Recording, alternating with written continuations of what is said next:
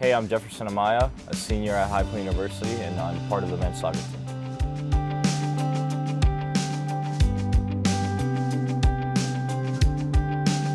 I started playing soccer when I was around the age of 4. My dad used to always take me to the soccer field, and that's kind of where the love for the sport began. So it's been a long time since I've been playing. I do wear the captain's armband for High Point, and responsibility is great. I look at it as an honor as well. You know, I take a lot of pride in just representing the school really well, representing the staff, representing my teammates, representing the people that, you know, work outside of athletics as well. So it's just great pride. I would describe my leadership style on the pitch as more of a role model. Like, I feel like I'm more of a lead by example type of guy, but I can also be very vocal with my teammates. And off the field, I feel like I'm more of a guy that likes to sit down with people and just have conversations one-on-one and just ask people how they're feeling. Holden, you know, is one of the best players, if arguably the best player that has played at High Point University, and yeah, he unfortunately passed away last year, which was took a big impact for us. But I mean, like I said, he's been one of the best players to play here. But not only that, he was a great person, great leader. He always helped people around him, and you know, he was just full of joy always, and it was a pleasure to play with him. Holden was a big mentor for me, especially freshman year. I was a new guy on the block and young guy, and he kind of just was always there for me when I had questions, and he was more of a lead by example type of guy. So just seeing his work rate and the approach he had to training every day was just something that I took on board, and it was, you know, having him as a role model, especially being a young guy on the team, was great. The Holden Trent Scholarship basically helps student athletes both on and off the field, helps them develop, whether it's tutoring or mentoring or just any aspect of it. And being the first recipient of it was a great honor. Obviously, Holden was a close friend to mine, and he helped me a lot freshman year, so just being able to be the first person that received that award was truly an honor for me, and I just hope to represent him and just keep his memory alive, and he keeps impacting lives to this day.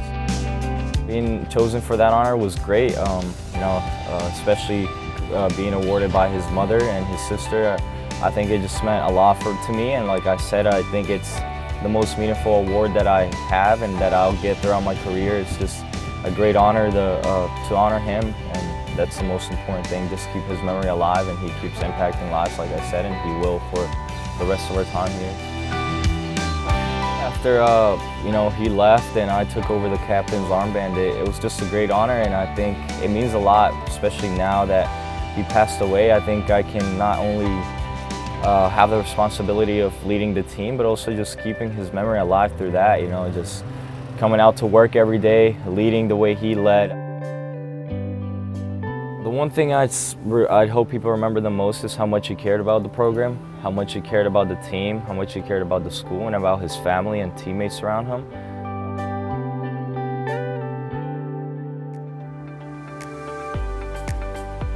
I think that drive just comes from, you know, my background, my parents, kind of just the way I grew up, everything that I've come up through, but really I think my parents just gave me that drive. You know, seeing them work every day for the past 22 years of my life has just kind of pushed me to work hard every day, and I think that's just where it comes from. I came to the U.S. when I was around the age of 7. I came from El Salvador.